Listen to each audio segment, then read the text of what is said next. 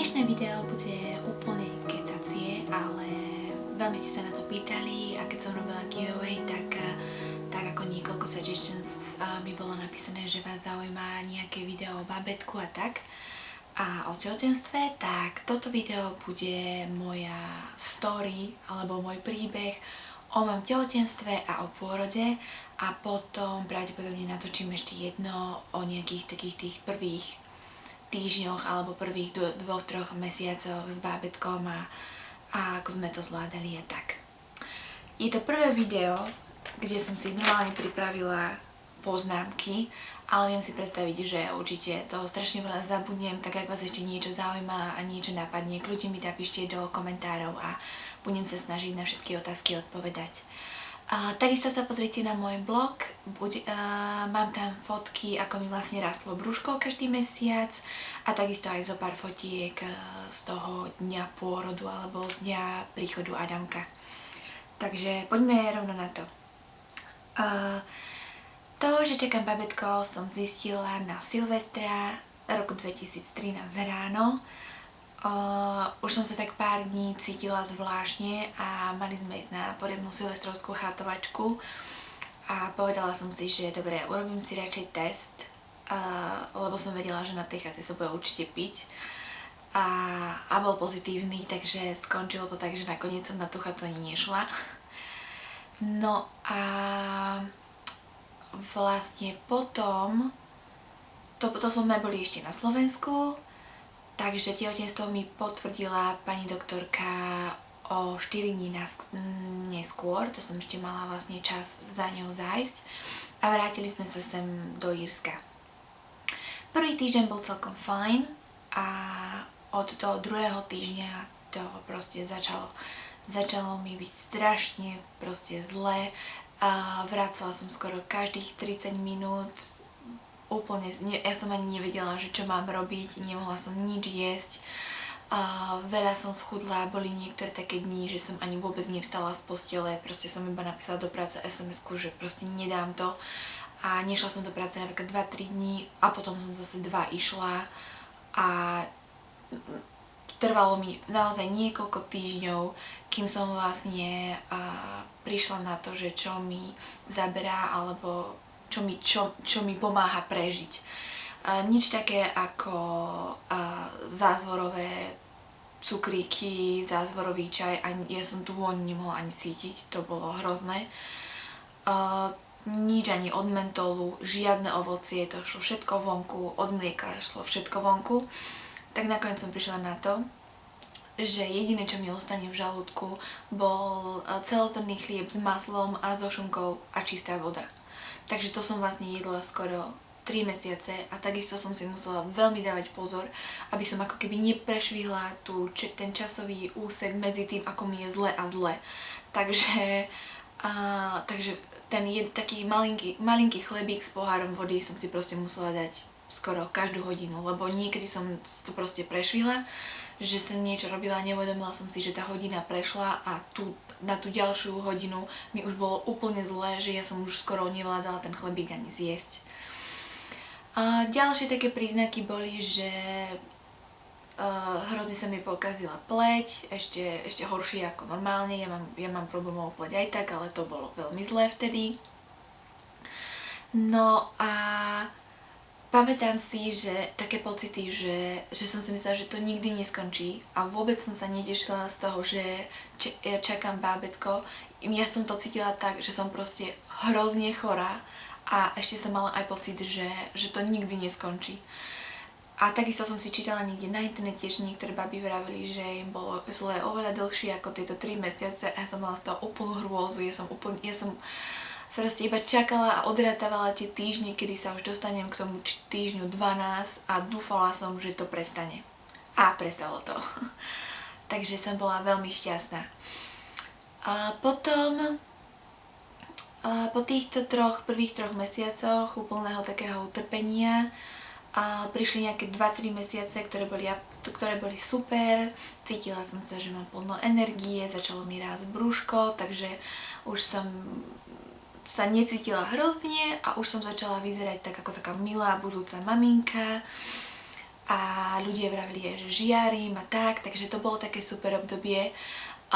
Čo sa mi vlastne počas toho stalo, bolo raz, že sme mali zápal priedušiek, čo ma trocha vystrašilo a musela som aj brať antibiotika, ale doktor ma vlastne uistil, že sú to antibiotika, ktoré sa môžu brať v tehotenstve.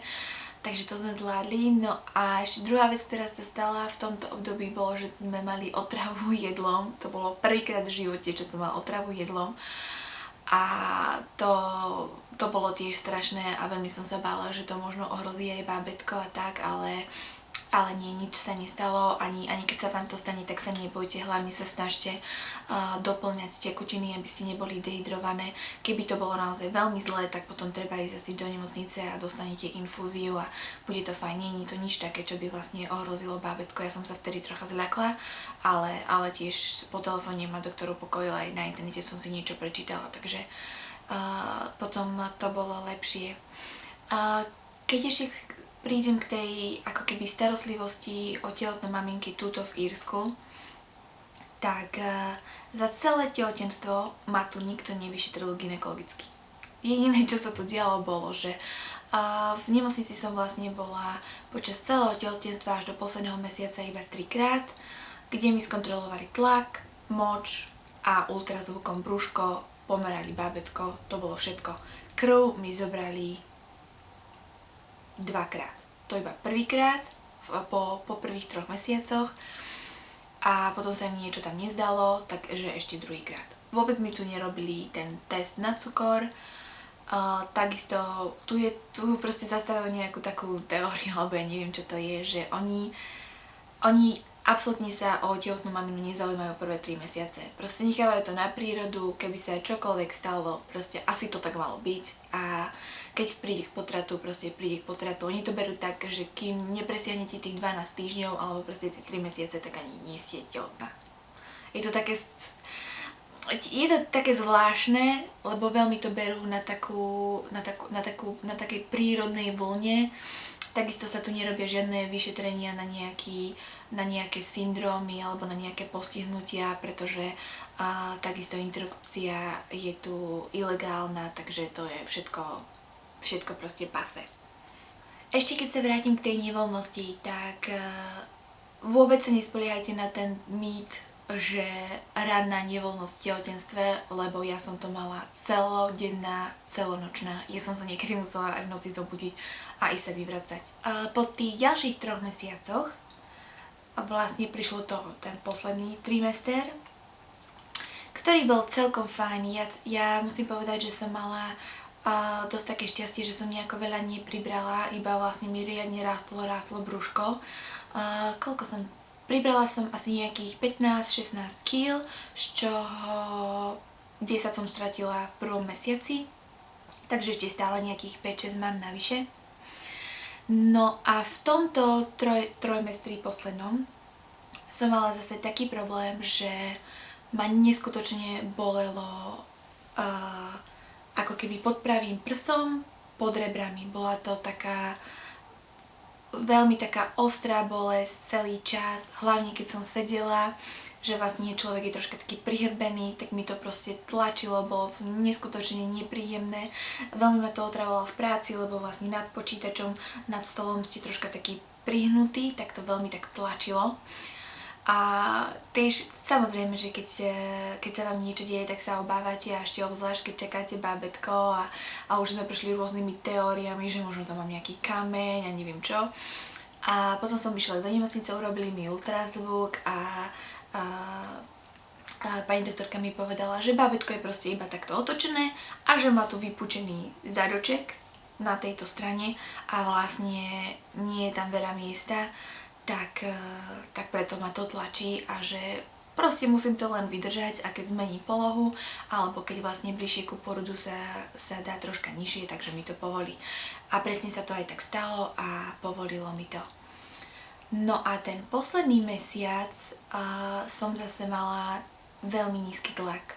Sprevádzalo to aj troška také závraty a keď som si tak akože prudko vstala zo sedu alebo čo, tak sa mi zatočila hlava a ten tlak bol naozaj veľmi nízky, tak som si veľmi musela dávať pozor a takisto keď som dlhšie niekde chodila alebo po schodoch alebo tak bola som tiež taká veľmi unavená a taká slabá z toho.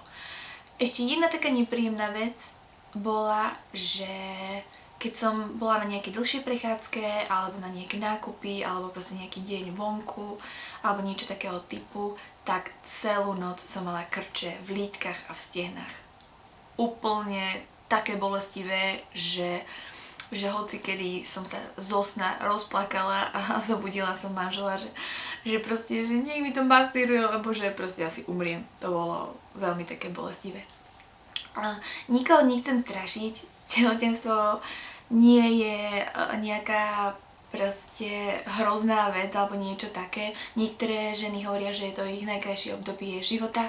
Áno, každý to má iné, niekto to má úplne ľahučké, niekto to má ťažšie, niekto to má stredne ťažšie, niekto bohužiaľ má popri tom ešte aj nejakú chorobu, cukrovku alebo proste iné problémy a tak je to ešte horšie. Ja môžem za seba povedať, že ja som sa veľmi tešila na koniec toho tehotenstva a čím sa to zbližovalo, tak som proste chcela viac, lebo to už sa cítite ako taký slon a ťažko sa vstáva z gauča, z postele, proste už je to, na konci je to už fakt naozaj náročné. Čo sa týka strií, tak tie sa mi urobili až ten posledný mesiac. Stále som sa tešila, že žiadne nemám, ale už naozaj ten posledný mesiac, tie posledné 2-3 týždne to brúško tak rýchlo rastie a do takých proste rozmerov, že naozaj tá pokožka musí byť fakt neviem aká, aby to vydržala.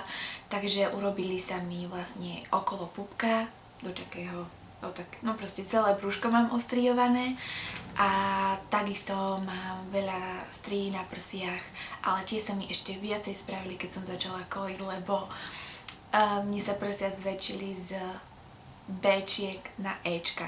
Ja neviem, ako to je na Slovensku, či to sú dvojky na päťky, neviem. Ale takisto tá pokožka to proste nemohla vydržať, takže na prsiach sa mi tiež robili strie. Používam na to nejaké tie prostriedky a takisto aj ten Bioil a iné oleje. Zatiaľ nevidím žiaden nejaký super výsledok alebo nejakú zmenu, ale tak hádam sa to zlepší. Aspoň teda dúfam, že tie červené flaky aspoň vyblednú už. Samozrejme, že tie jazvy ostanú, s tým sa už nedá robiť nič. No a to je asi tak skrátke celé tehotenstvo.